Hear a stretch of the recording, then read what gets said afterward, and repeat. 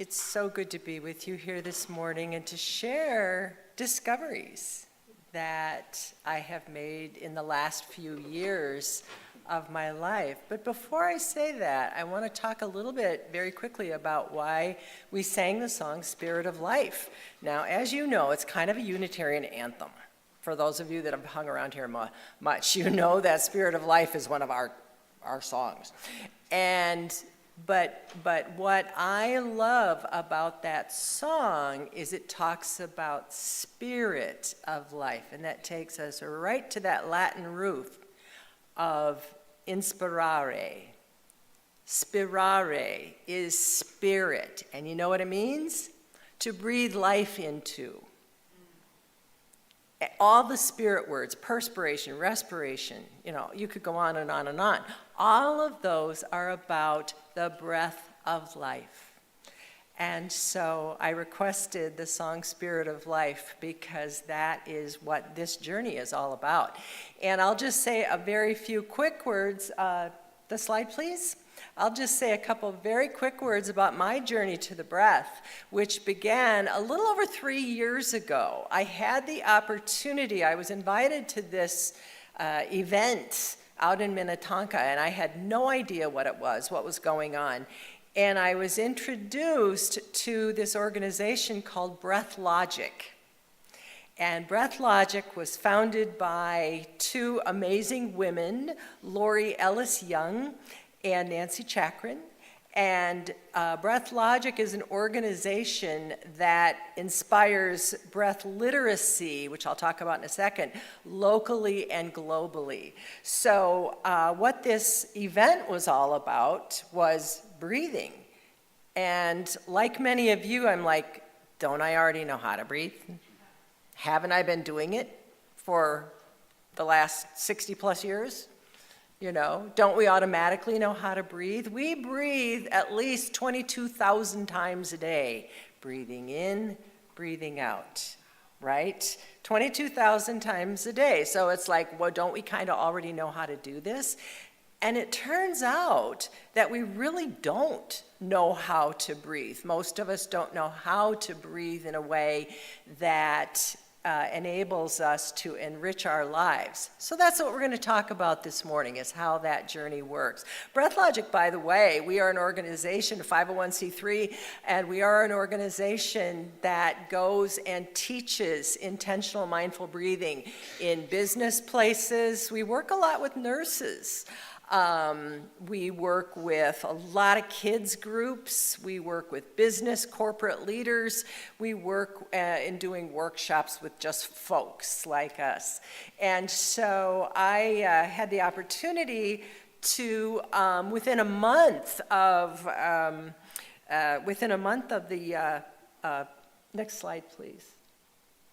Within a month of attending that gathering, I was in Guatemala learning how to teach breathing to others. And one of the things we teach is this concept of breath literacy.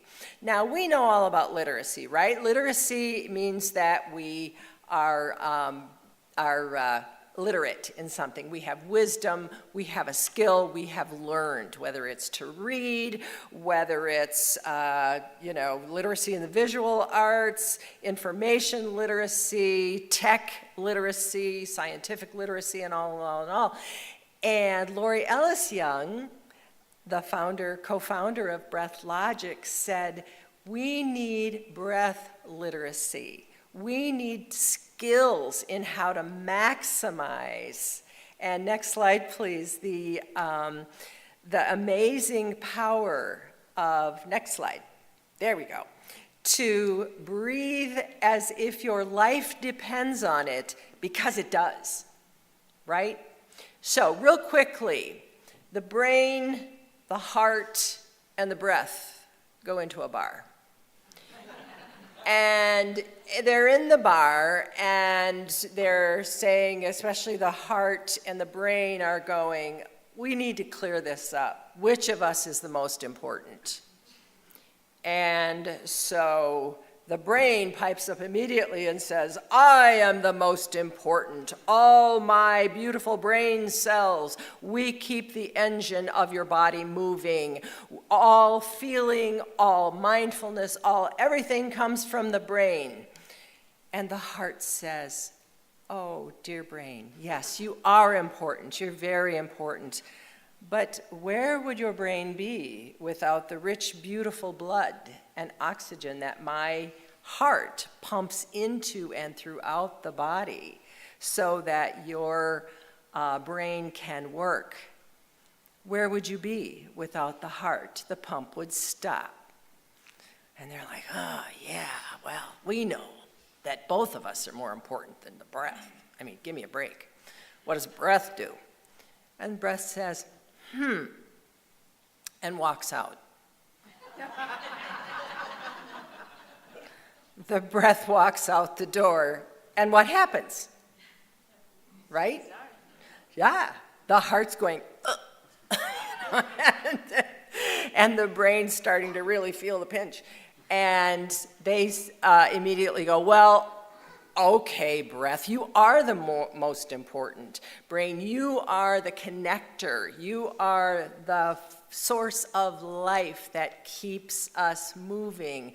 The heart able to pump. The brain to be able to function. All of the functions of the body are enabled by the breath. So this was the journey. This was the journey to learning about the breath, because the bottom line with all this is we don't think about breathing. It just is automatic. But did you know that the respiratory system of the body is the only system of the body that is both involuntary, in other words, you're breathing no matter what. You know, as soon as you come into this world, the first thing that happens is if you're as an infant, right? And at the end of life, the last thing is your final breath. So the breath is moving throughout your body, but it does so much more. Once we understand and we call it connecting with the extraordinary, connecting you with the extraordinary power of your ordinary breath. We find that, number one, the breath promotes lung health. This became a huge big deal during COVID. Most of us really got a much clearer view of how the breath works if we had COVID and had our respiratory systems impacted.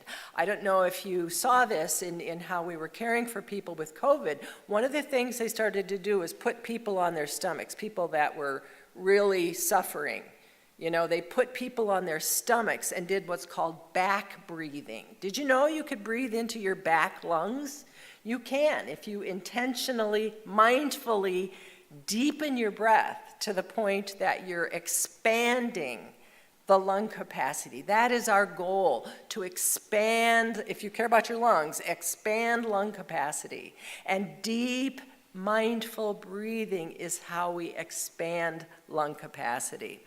The breath is the bridge between your body and your mind. It's your connection point, as we were just talking about. The body, you know, the heart and the brain. It is the bridge between your body and your mind. It regulates and distributes oxygen throughout your body, right? People who start to do pretty deep belly breathing, they'll sometimes say, oh, I'm feeling a little dizzy. And it's like, that's your brain on oxygen, right? So when we breathe more deeply into our lungs, we're expanding lung capacity and we're bringing oxygen to where we need it most. And the other piece of breath literacy that is so important, and this is what we teach children in the schools, is that each of us can intentionally and easily calm your mind and your body. The respiratory system of the body is the only system that is both involuntary, you do it without thinking, and voluntary.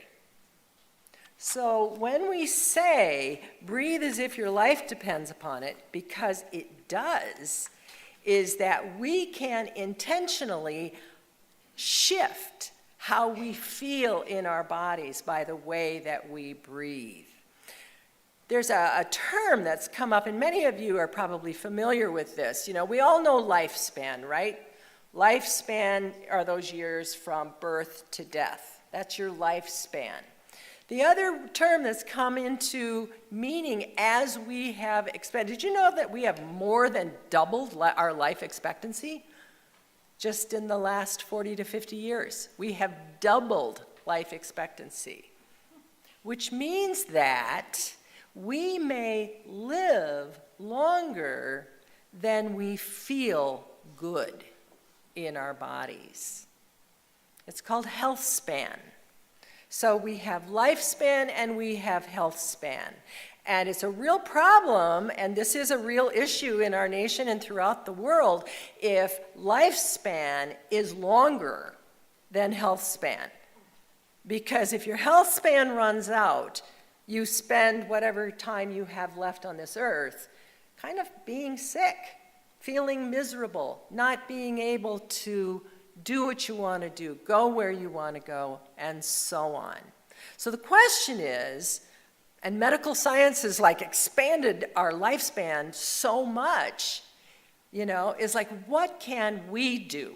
What can each of us do to expand our health span, add years to our health?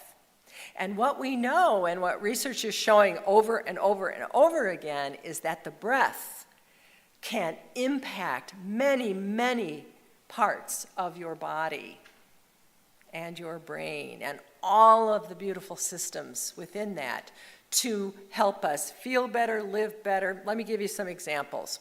So if you want to forward the slide just a minute here, let's see what's coming up here next. Nope, not that one. So take that one off. These got out of order somehow. Oh, that's the one actually I was looking for. All right. So one of the great gifts of the breath is relaxation, right? And that exercise we did with simple breath awareness is a great example of how we can intentionally calm our nervous systems in a blip of time. It doesn't take long to calm your nervous system. It takes intention and presence, right? And so we know about the power of the breath to relax the body. We also know that breathing in a certain way helps you to sleep better. It helps you calm anxiety. It helps you deal with stress. And it helps you regulate how oxygen is flowing through your body. So what I'd like to do now, you can all hear me as I step out here? Yes? No? I'm looking at my guys back here. I think I'm on. All right, are we good? We are going to do a simple relaxation breath. And the relaxation breath becomes a sleep breath, okay? And so let's go back into that place we left off with simple breath awareness. If you want to close your eyes, you certainly can. You don't have to. Wherever you're comfortable. So we're here and we are breathing. Let's take a big deep breath in through your nose and out through your mouth. Let's let go of any stress, anything you're carrying. Breathe in. Anything that's weighing on your mind. And let's just come into that space. If you like to meditate, you might put your hands into a meditation mudra here. Just put your hands in a place that's easier, leave them on your lap, and just breathe. Breathe in through your nose. Breathe out through your nose. Most breathing is done through nasal breathing, both in and out through the nose, because that is where you expand lung capacity. Nasal breathing helps you expand lung capacity. Exhaling through the mouth doesn't do that as well, though there are times that it's good to breathe through the mouth as well. But so let's just drop in and take a few deep breaths in And let it go. Deep breath out. If you want to use your hands, please feel free to do that. Add a somatic element here by bringing your hands up and letting your hands down. Breathe in, raise your palms up. Breathe out, lower your palms, and just drop into breathing. Let's do a simple 4-count breath. 2, 3, 4 on the inhale. Exhale. 1, 2, 3, 4. Inhale. 2, 3, 4.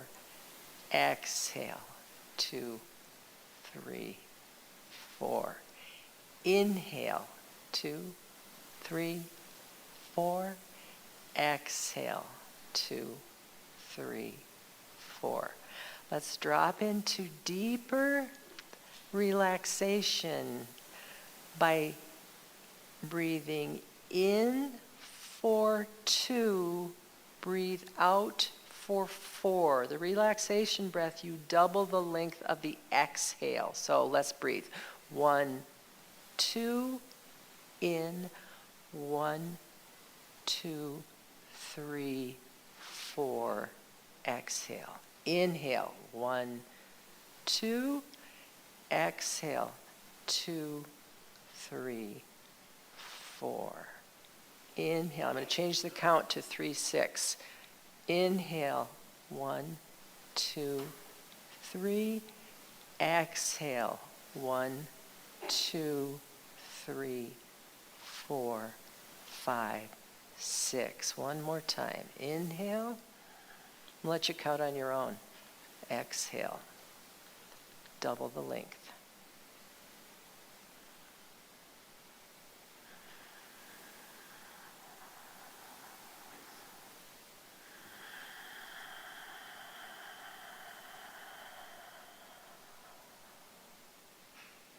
Two more big, deep breaths. Double length exhale.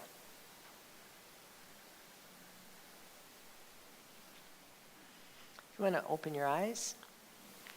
How did that feel? Anybody asleep out there? So the relaxation break, the inhale takes care of itself. Mindful breathing really happens in the exhale.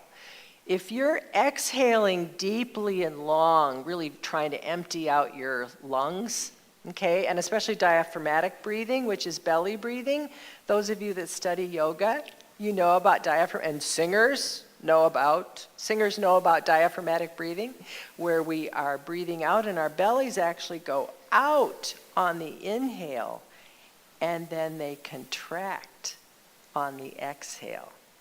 So you actually, and this is counterintuitive for most people, belly breathing is when you puff out your belly as you're taking in breath because you're filling it up, and then you're exhaling. So the relaxation breath with a double length exhale is what's called the relaxation breath. It's also known as the sleep breath. If there's one thing that conscious, intentional breathing can do, is it can help you sleep better. If you do that simple 2 in, 4 out in bed, you don't have to use your hands. Just lie there and inhale, exhale.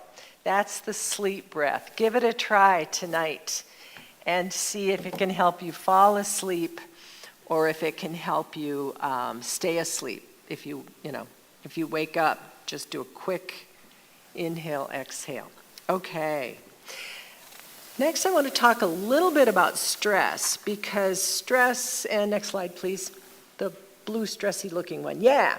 So stress is an absolute epidemic in our society. Children are stressed, teenagers, all of the statistics about the level of stress and anxiety carried by people of all ages.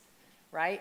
And so the question is, what can I do about it? Do I have to go spend a lot of money? Do I have to take medication?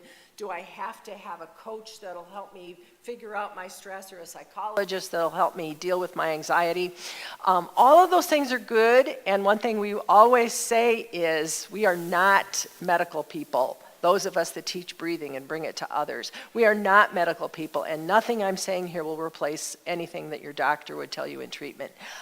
And good deep breathing, such as we just did with the relaxation breath, is a really wonderful way to relax your body. And the reason this is, if you want to advance the slide, please. Next. That's it. Okay, so here's where neuroscience comes in, neuroscience in the brain. So your central nervous system is operating, right? And it's your nerves, it's your blood vessels, it's all of these things. And the autonomic nervous system, in other words, the automatic things that your brain does, and along with your nervous system, it has two parts. We have the sympathetic nervous system and we have the parasympathetic nervous system. And it matters that you understand this because it makes a huge difference in how you're able to calm your own mind. So we have in the SNS, have any of you ever experienced amygdala hijack? Where all of a sudden you see red, you get super, super angry, and you get hooked. I call it the fish hook, where all of a sudden your emotions hook your whole self, and pretty soon you're yelling at people, you have road rage. I mean, there's so many examples of this. So that happens because your sympathetic nervous system gets triggered.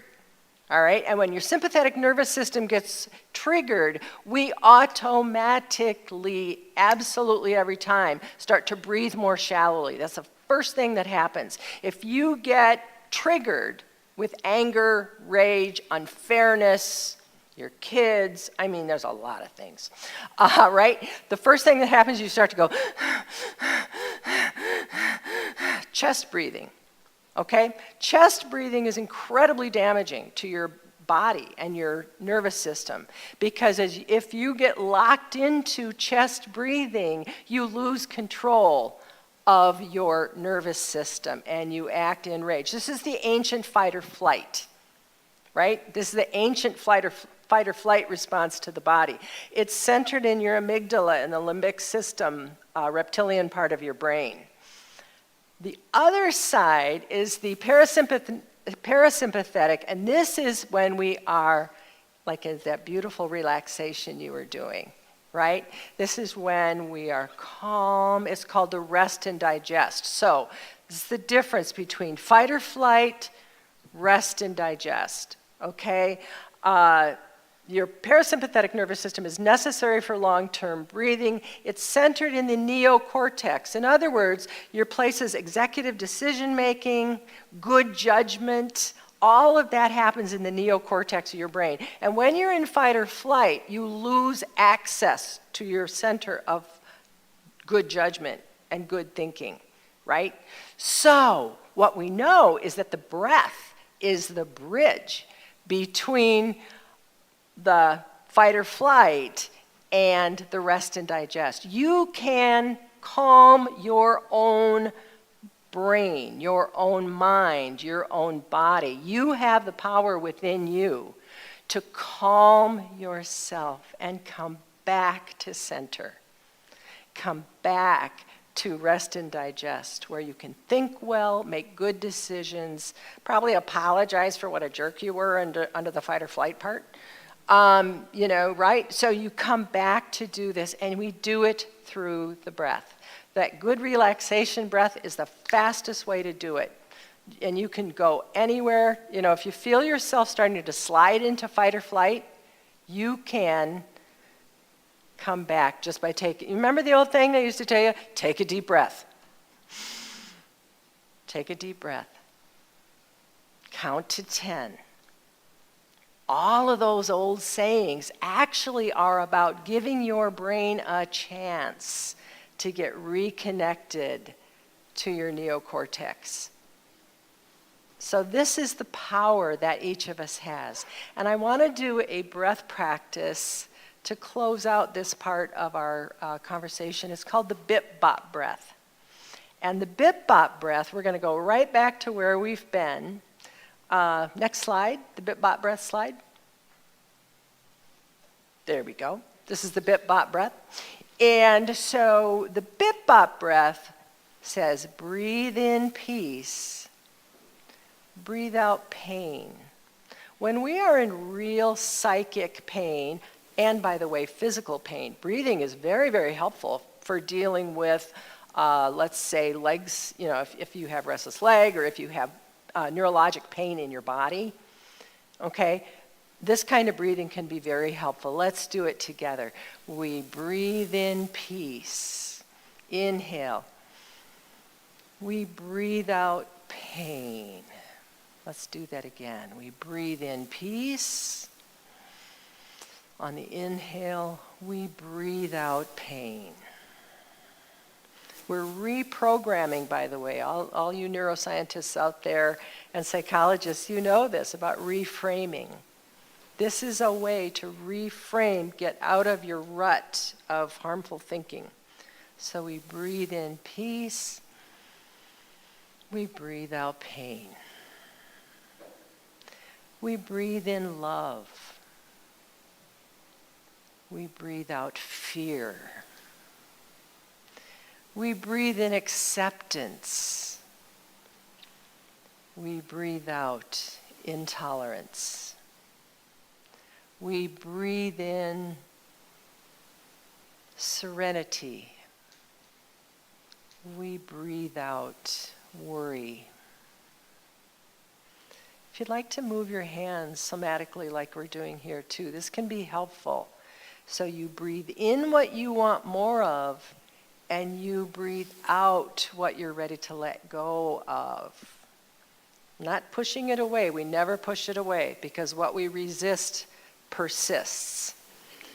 But we can let go. Breathe in peace. Breathe out anxiety. Breathe in acceptance. Breathe out intolerance. Breathe in calm. Breathe out anxiety. Breathe in love. Breathe out fear. And now as we finish this breath, this time we're coming full circle to breathe in peace, breathe out peace. Breathe in peace, breathe out peace. On your own, whatever you want to bring in, whatever you want to let go of. What do you want to put out into the world? We aren't pushing away, we're letting go of things that no longer serve us.